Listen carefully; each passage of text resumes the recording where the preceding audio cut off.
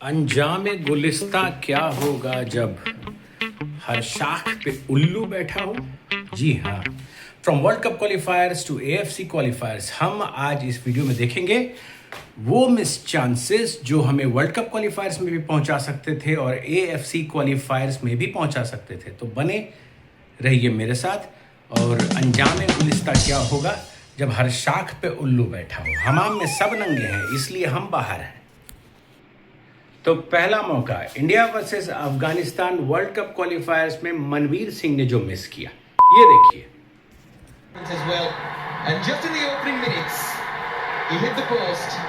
आपने देखा ये clear one two one chances नहीं था, बल्कि गोल पोस्ट साफ था। मनवीर सिंह के पास हिट था, पर मनवीर सिंह ने एक रॉकेट जूम छोड़ दिया जो ऊपर से निकला।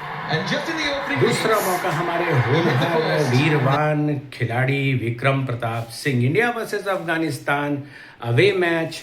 ये देखिए, विक्रम प्रताप को 1-1 गोल की के साथ चांस मिला था, पर विक्रम प्रताप का फिनिशिंग क्लिनिकल स्किल इतना बढ़िया नहीं था कि ये गोल में कन्वर्ट हो सके। नतीजा आपके सामने है, गोल मिस हुआ। विक्रम प्रताप को उनकी गर्लफ्रेंड ने फ़ोन किया कि भैया मेरे बलमा गए रंगून, वहाँ से किया टेलीफोन कि गोल हमें बड़ी तरसाती है, एक भी नहीं आती है।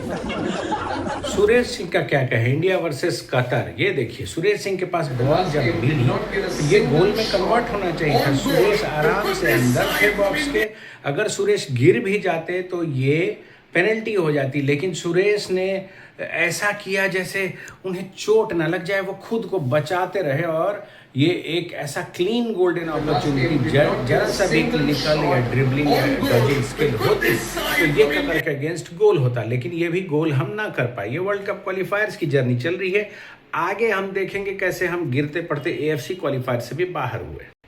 1-1 चांसेस में रहीम अली, ये देखिए India versus Kuwait home match में रहीम अली। इस मैच में मैं स्टेडियम में बैठा हुआ था दिल पकड़ के कि अब आज तो हम जीतेंगे, लेकिन हम हार गए। ये देखिए रहीम अली को किस तरह से इन्होंने 1-1 चांसेस मिस किया।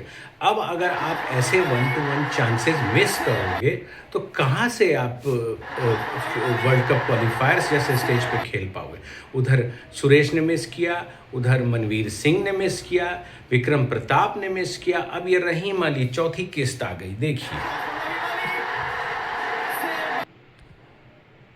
वैसे इस वीडियो में मैं सुनील छेत्री को भी नहीं छोड़ने वाला है। बुरा मान जाएंगे सुनील छेत्री या सुनील छेत्री के फ़ैन, पर मैं एक Indian true hardcore Indian fan हूँ और मुझे आज बहुत दुख है कि ना हम वर्ल्ड कप क्वालिफायर्स में हैं और ना हम एएफसी क्वालिफायर्स में। सुनील छेत्री ने कुवैत वाले मैच के बाद रिटायरमेंट ले ली, ये जानते हुए कि ये हमारा कतर के साथ जो अवे मैच है, जिसमें कतर की अंडर 23 टीम के करीब 6-7 प्लेयर्स खेलेंगे। ये अंडर 23 टीम के साथ कतर एक ट्रायल ले रही है वर्ल्ड कप क्वालिफायर्स में। वो क्वालिफाई कर चुके हैं और हमें क्वालिफाई करना और हमें मैच जीतना है, लेकिन सुनील छेत्री ने कुवैत वाले मैच के बाद ही रिटायरमेंट ले लिया।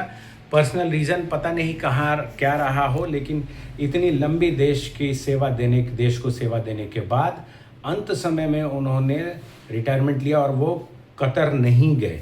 और कतर न जाने की वजह से हमें फाइनल थर्ड में एक मजबूत खिलाड़ी की कमी खली। हमने 1-1 में रहीम अली के साथ मैच गंवाए, सुरेश के साथ गोल अपॉर्चुनिटी मिस किया, मनवीर सिंह के साथ। ये तो भैया मनवीर सिंह, ये देखिए एक और वीडियो मनवीर सिंह का, India versus Qatar away match world Cup क्वालिफायर्स। ये देखिए,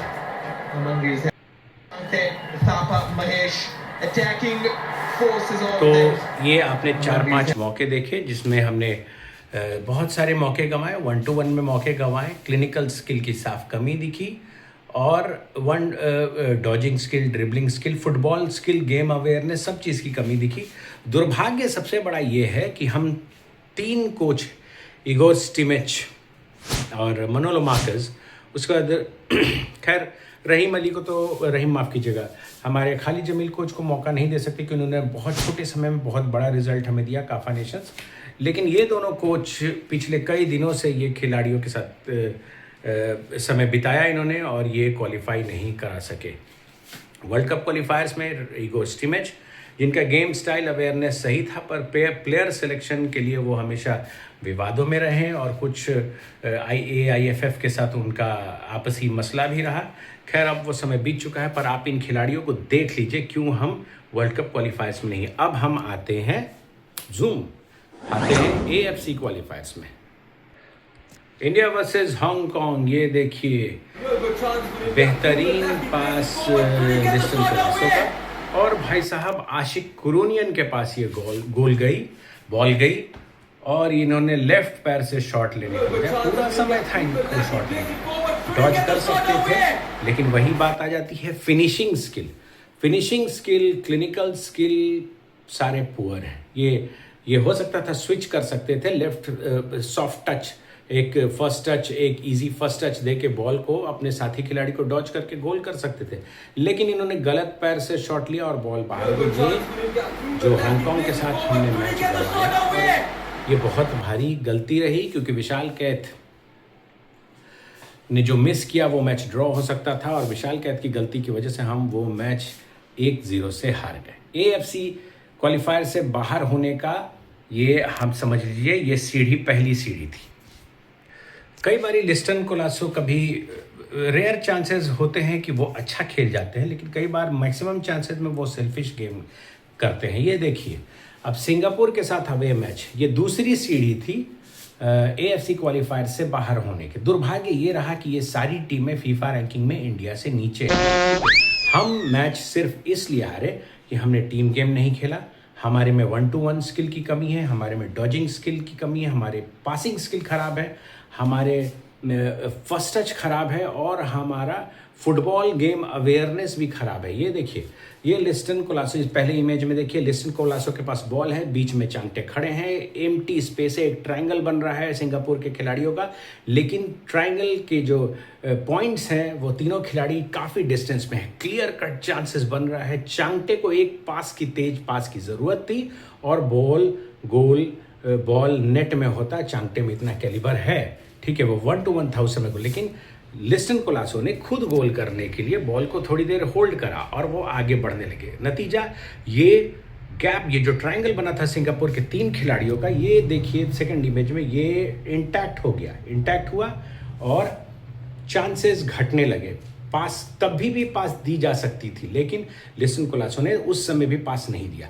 अब तीसरी इमेज में देखिए, जब पूरा इंटैक्ट हो गया, पास भी नहीं दिया जा सकता, शॉट भी नहीं दिया जा सकता, तब ये शॉट ले रहे हैं भाई साहब। ये क्लियर कट मिस चांसेस है, मतलब गेम अवेयरनेस इतना खराब, सेल्फिशनेस इतना ज़्यादा कि मैं ही गोल करूँगा। अरे भैया, फुटबॉल बड़े बड़े एम्बाप्पे, रोनाल्डो और मेसी जैसे खिलाड़ी गोल बॉल बनाते हैं। गोल करने से ज़्यादा जब आप गोल बॉल बना के सहयोग देते हैं गोल करने में, तो गोल होने के चांसेस ज़्यादा होते हैं बनिस्बत कि आप इंडिविजुअल ब्रिलियंस दिखाते हैं।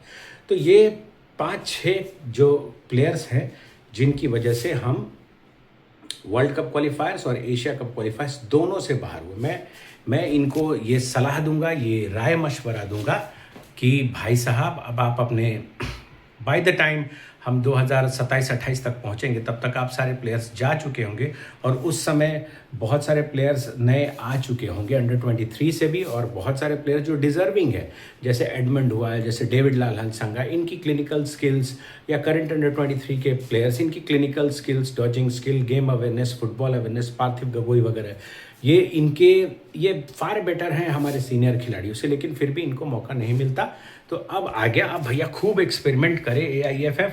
और दूसरी बड़ी बात, जिन टीमों ने क्वालिफाई किया है एशिया से, जैसे कि जॉर्डन हुआ हमारा, जैसे कि उज्बेकिस्तान हुआ, ये खिलाड़ी, इन खिलाड़ियों का जो पेड रेम्यूनरेशन या सैलरी है वो ISL के बड़े बड़े शेयरों से बहुत कम है, 1/4 भी नहीं है, फिर भी ये खिलाड़ी क्वालिफाई कर जाते हैं।